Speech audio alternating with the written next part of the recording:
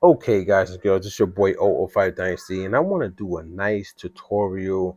I'm just using my phone right now. I'm on the MPC, and this tutorial is basically showing you how to do a transition from one sequence to another, but using cymbal crash, cymbal glide, maybe like an explosion, to have an impactful transition from one sequence to another. We all know that you can do a great transition by just playing the keys out properly using pivot chords and modulation, but you can also use tricks such as cymbal glides and cymbal crashes. So first and foremost, I want to put y'all on the game. I'm using the older, firmware. So you got to kind of like match up what I'm doing with your firmware if you're in 3.0 or further along, okay? But I want to point this out. A lot of people get this confused. When you're dealing with drum programs or whatever it's called and whatever firmware that you're on, whatever track you're on, make sure you name that program or whatever it's called for you. I heard it's something different in the 3.0, whatever. But make sure that track, that program track, stays with this track. Meaning, if you want to go to track number 10 or 11 or something like that, what you want to do is you want to make sure, I was on 9, right? You want to make sure that you duplicate this or you create a new track so you don't mess up your program. Because a lot of times people get lost. They're like, oh, what happened to my sounds? What happened to the stuff that I was doing on my pads? It's because you mess up the program or whatever it's called, like I said in the other verses. So usually what I do is if I want to take these cymbals and I want to do something else with them on a different track, so I go to a different track. As you see the program stay the same, I go to my pencil tool, I hit that pencil tool, and I go up here and I say duplicate. And when I duplicate it, it's going to give me another version of this program. So now whatever's on track number 9, okay, track number 9 doesn't get messed up. So I want to point that out to you guys, because I see a lot of people messing that up. They'll do something on track 9, then they go to track number 10, and they forget that they're in that same program for track 9. They start doing all this crazy stuff, and now this program gets messed up. So don't forget that, okay, guys? Now let's get into the tutorial. So I'm on track 9. I'm going to show you something. This right here, can you hear that? Let me step out of the way. That's a background. Turn the volume up a little bit. That's a cymbal. Let's go. So now let's go to edit. We're going to edit this sound, right? So let's go to edit the sample, and as you can see, it's a cymbal flipped in reverse. So the way that I did that was I processed it. So I hit process and I reversed it. So technically the cymbal is actually over here on this side of the screen, but I reversed it, and when I reversed it, now it's on this side of the screen. And the only thing I did was just slide this over so that it starts at that point. So what? It's going to start at this point, because technically the starting point was over here. So I had to slide it over to right there, and then I hit the pad. So it's a cymbal in reverse. Now, after I did that, I came over here and I hit overdub, I hit play, and then I just waited until I felt like I needed to hit the pad, and I hit the pad right about, actually I hit the pad quantized and not slid it over, okay? So it was off. So let's nudge this over, let me show you. So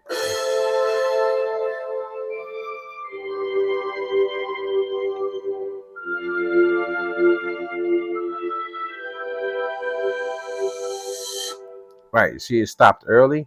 So yeah, it was off. So then I moved it over. You know what I'm saying? There's those 2 nudges, and then it hit properly. So let's go and let me show you that really quick. Go to sequence. So let me make sure I'm doing the right stuff here, guys. Hold on. Let me just make sure I'm doing the right stuff. Yeah. And now let me make sure this is this pad right here. That actually should be muted on sequence 1. Yeah. All right, cool.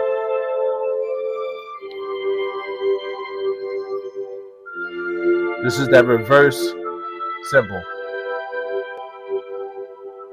right? Hold on. Hold on. Well, that should not be muted.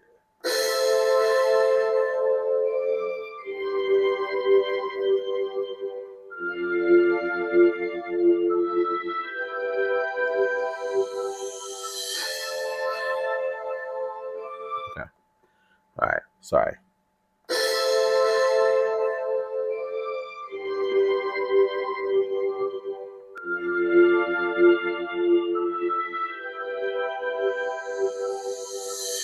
All right, there we go. Okay.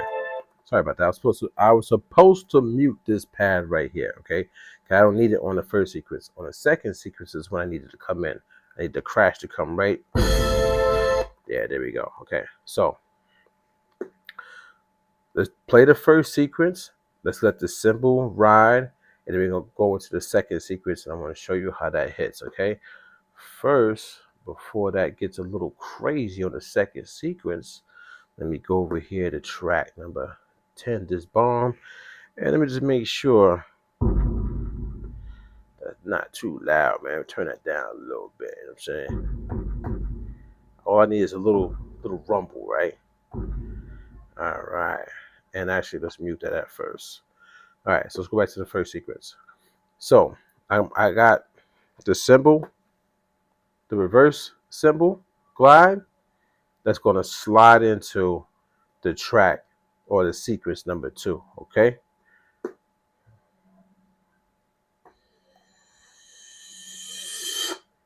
And the way you do that is that you put it in reverse and you line it up on your grid. So you line that up on the grid, guys. You line that up on the grid. And you make sure that when you edit the cymbal, you put it in reverse. You know what I'm saying? You process it in reverse so it flips it. And then you make sure you fix the starting point from here to wherever you feel that you need it at. You might have to slide this a little bit this way, that way. You know what I'm saying? Until you get it right. It's a little process, a little work, but you'll get it. Now, let's do it.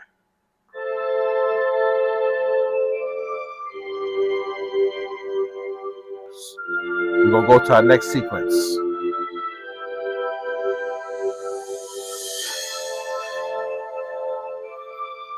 Okay? Now, as you can hear, we're on sequence 2, and now I have the cymbal crash. But you see the cymbal crash, to make it a smooth cymbal crash, I added a delay and a reverb. Okay? So, I'll show you right here. So, got air delay. You could do a ping pong delay if you want to, but the air delay works perfectly fine. Go on the air delay, and what I like to use is the follow me. So it's just like a delay, a regular delay. It's a follow me delay. So it's like boom, boom, boom, boom. And of course, you got to come in here and mess with some settings. It's not just you put it on and it works automatically. I'm doing 2/4, right? 42% feedback. Mix is like 31. And I also changed the width of it because the width was at 100%, but it didn't sound right. So I pulled it back. All right. Hear that bouncing?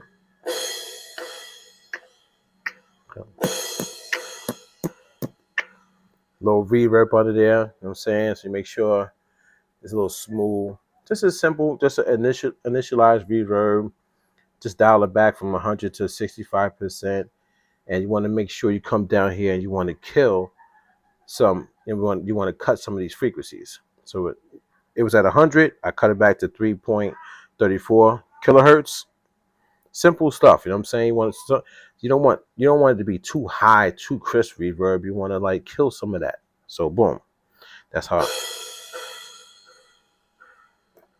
So now let's play it.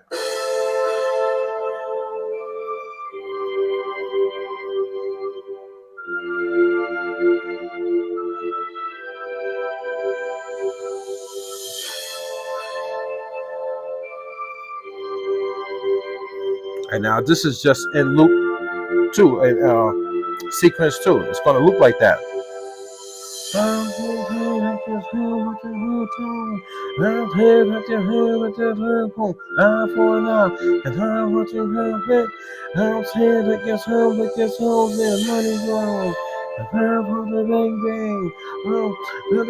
what I'm saying? Simple transition. You know what I mean? Using the reverse cymbal, and now the cymbal crash.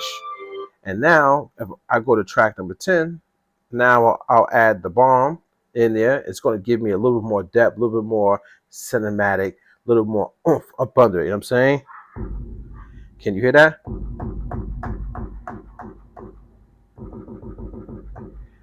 Now.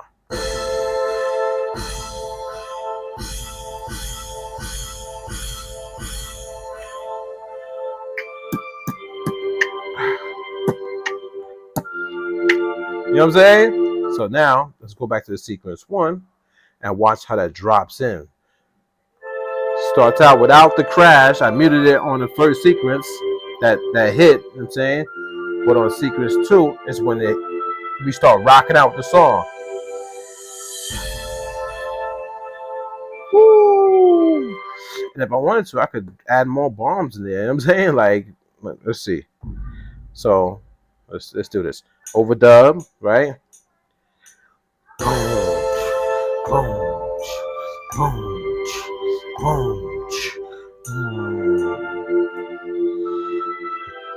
saying I don't know how that's gonna sound. Let's go.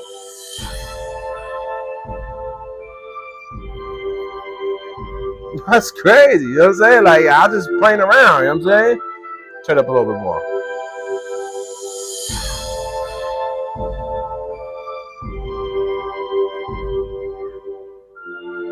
You know what I'm saying? And if I want to, I can just go on there, just take out maybe it's a boom, take out this one. You know what I'm saying? Let's cut that, and let's take out this one. Let's cut that. Maybe just have just 2 bombs. So now it's more like cinematic for real. Put another one in there.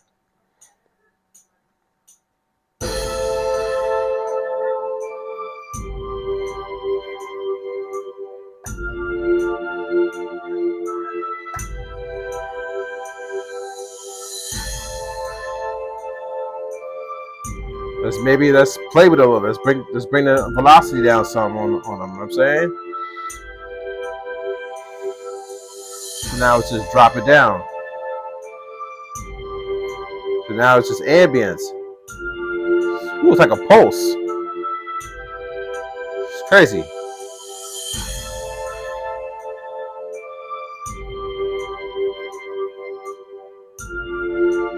Now it becomes a part of my track. You know, like, yeah, man. And this is only one sequence. I mean, this is just an old track that I found. I wanted to do a tutorial on. I didn't even mess with this really, guys. I don't think so. Yeah, I made like one loop. So now if I was to go back in there, I still have the MIDI, right? These are the MIDI files. I even named it for what I got off of my rolling keyboard. So now I could go back in there and I could do my next sequence. Maybe the first sequence was the intro. This one was probably the chorus, and now I could go in there and do the verse, and I probably would change the key of the song to something else. You know, that's how you start building a progression. You start composing, guys. You know what I'm saying? You don't have to stay on one loop and all that. I'm just on one loop right now for the tutorial to show you the transition, smooth transition, using a reverse cymbal glide, going into the cymbal crash, and maybe adding some more ambience up under it. Maybe bombs, maybe rainfall. I don't know, just something. You just gotta be creative, guys, more than just the regular stuff that's happening on YouTube. But this is a quick little tutorial. So cymbals, you know what I'm saying? Here's a cymbal, reverse cymbal. And if you want me to show you that, I could actually show you that. So let's go on this pad right here, and let's go to a assign. Actually, let's close that. I want to assign a sample. I want to go on this pad. I want to get a cymbal crash. Maybe.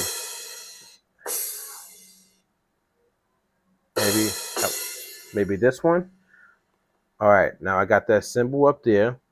I want to hit on the main. Now I want to edit that sample. So I'm going to edit it.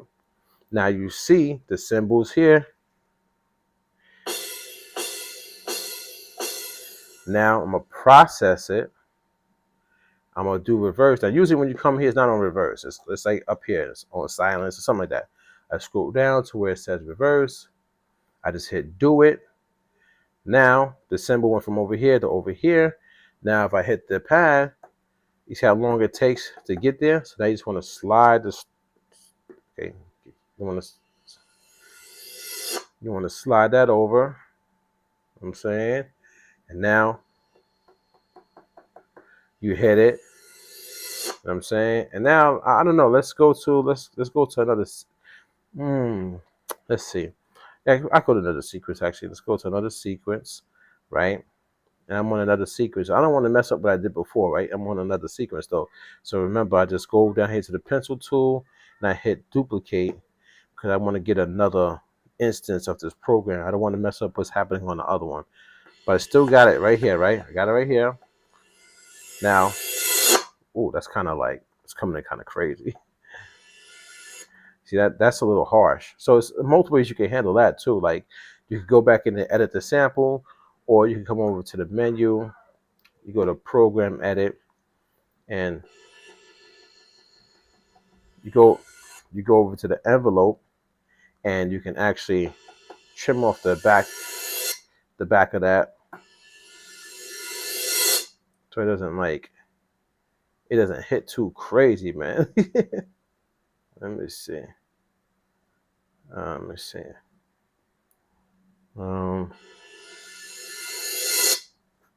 He's still hitting crazy. Have it done. All right, there we go.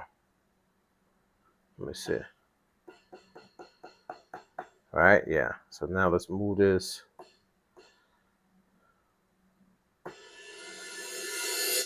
That's better, right? Maybe a little bit more. See that?